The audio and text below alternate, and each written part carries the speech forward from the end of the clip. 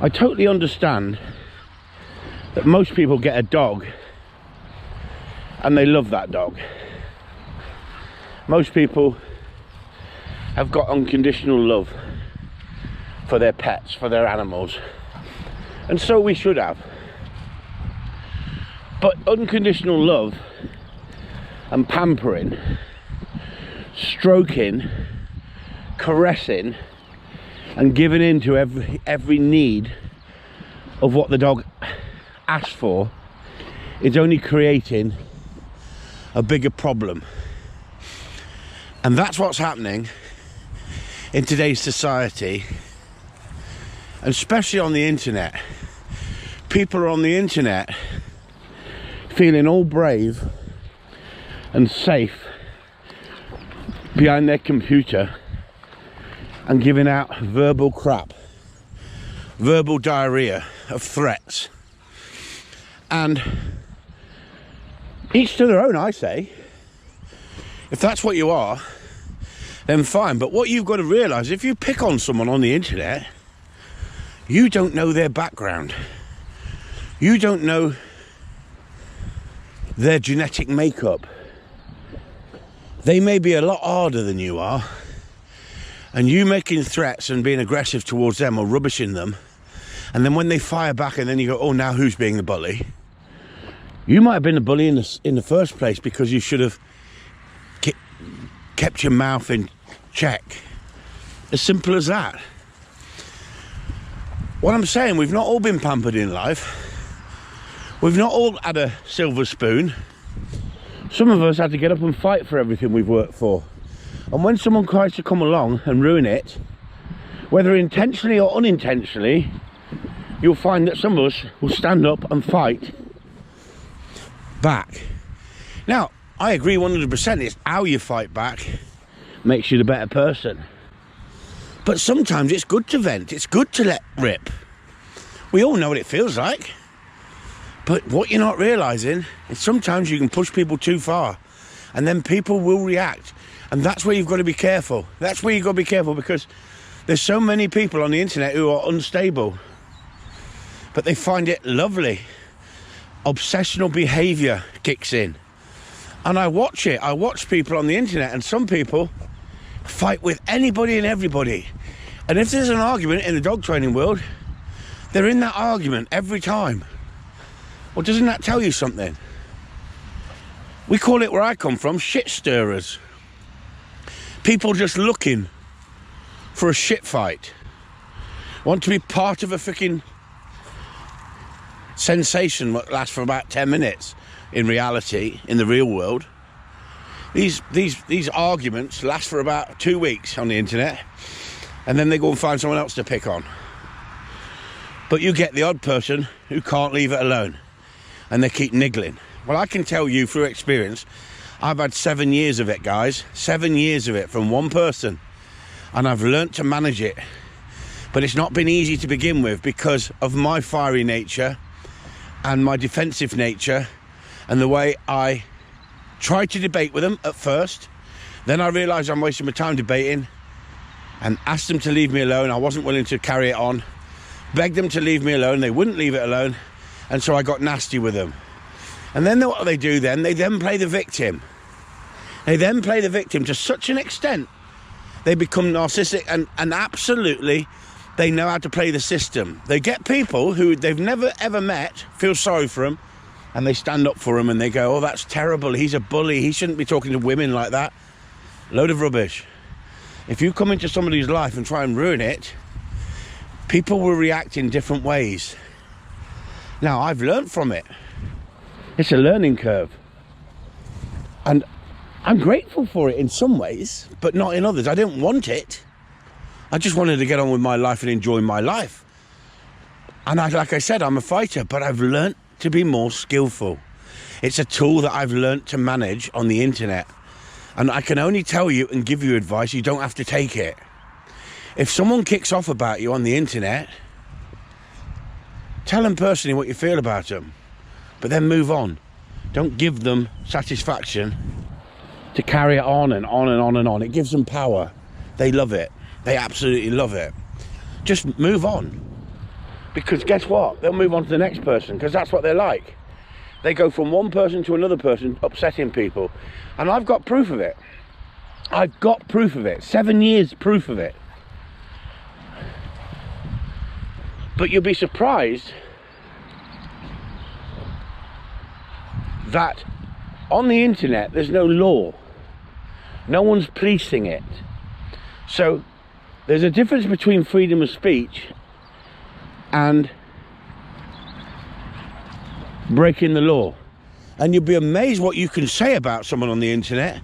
Even if it's a pack of freaking lies, you've got to prove it's not.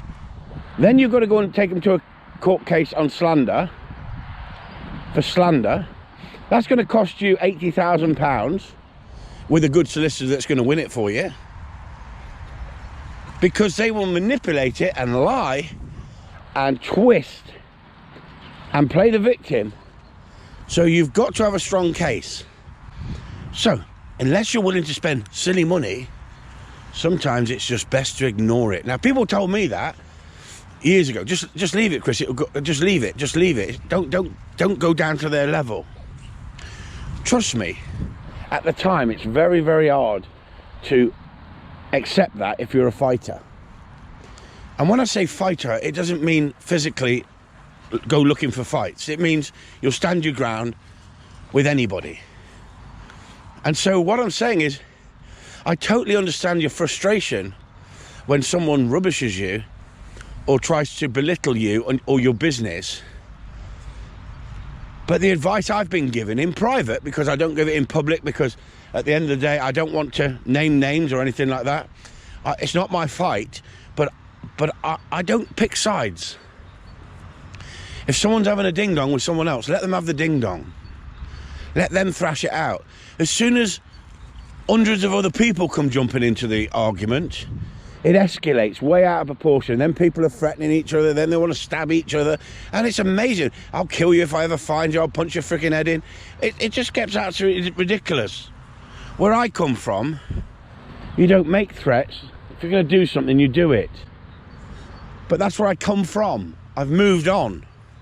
And I've moved on for the better, because definitely I'm a better person for it. That doesn't mean I won't defend myself. That doesn't mean I haven't got a right to defend myself. That doesn't mean I can't defend myself. But what I'm saying is, sometimes, if you study the art of war, right, and that's what you've got to do. You've got to, if you want to beat these people, you've got to look at psychology and the way they think. And it's no different than dog training. You've got to outthink them. You've got to outthink the dog sometimes. These dogs, like I keep saying, we go back to that scenario. When I was a kid, I was never praised by my dad. Perhaps it was because I was dyslexic, but he never praised me. He very seldom put his arm around you and gave you praise, right? I'm not blaming my dad. I've got no hang-ups as in, oh, I feel terrible, I need psychiatric help. No, it toughened me up. But would I like my old man to say, well done? Yes. And that's what these dogs like. They like that well done, used at the right time. But if you use it all the time, it's just part and parcel of life. It doesn't mean nothing. Still got the unconditional love, but I don't always show how pleased I am with them unless they earn it. And that's why I think that these dogs love the fact when they get something right and I go, good dog. Right? And what I'm saying to you is I don't do it all the time, but the same as shouting at them. I don't shout at them all the time, but when I do, they know I'm serious. So if I was shouting all the time, they'd just switch off like a parent nagging their child. And the parent allowing the child to do what it wants, the child just gets worse and worse and worse. I've been there, and you feel your world's been turned upside down with thousands of people attacking you because of lies and slander from one person that created a shitstorm. All I can say to you is, if I'd ignored her from the start, my business would have been ruined, my name would have been shit, but I wouldn't have had to go through what I've gone through. Give me So you have to evaluate in life what's the best thing. So I stood up to it. I challenged the system. I said I have the right to say fuck off, leave me alone. But you've got to keep it in context. You've got to keep it within the law, because the law are going to have to change. The law is going to have to change for internet crimes, because too many people are taking the law into their own hands. Now, like on the Field Sports channel, Charlie Jacoby said they get 30 death threats a month because of hunting. He said, but we're still here. You just got to ignore it. It just shows what society's like, isn't it? Society is an evil, evil place when people get on the internet and they think they're safe behind their keyboards. People are getting arrested for comments made on the internet. They're just beginning to come down heavy on it because they're realising it's causing a massive problem. And that Caroline Flack stuff has highlighted it even more to them. So there has to be laws, and you have to be careful out there, people, because it's so easy to get triggered and let rip. And I totally understand it. I'm not knocking people who have. All I'm saying is you won't win that way, because you'll get a certain amount of the community who think you're a nutter, you're not right in the head, when in fact they don't really know the sort of person you are. Someone wrote a piece the other day about their father and said, I miss him so much to this day, and I remember you banging this or saying that or talking to the telly, and I thought, isn't that wonderful that you've got those wonderful memories about your father? Some of us have and some of us haven't. Some of us have had terrible lives, and some of us have had reasonable lives, and some of us have had fantastic lives. We all come from different environments, the same as the dogs that I see and the people I see, from all walks of life. Rich people, poor people, arrogant people, really gentle people, loving people. And I'm glad we're all different, but shouldn't we be nicer with each other? Shouldn't we give each other a little bit more leeway? There's nothing wrong with debate. There's nothing wrong with debate. There's nothing wrong with agreeing and disagreeing, but let's be civil about it. And I'm guilty of fighting back. Like I said, when I fight back, I'm vicious. But does it win? It feels good. Trust me, it feels good at the time. But they're only draining you in the long run. Don't let them, because then it winds them up even more. And like I say, if you want to win the war, you've got to win a number of battles first.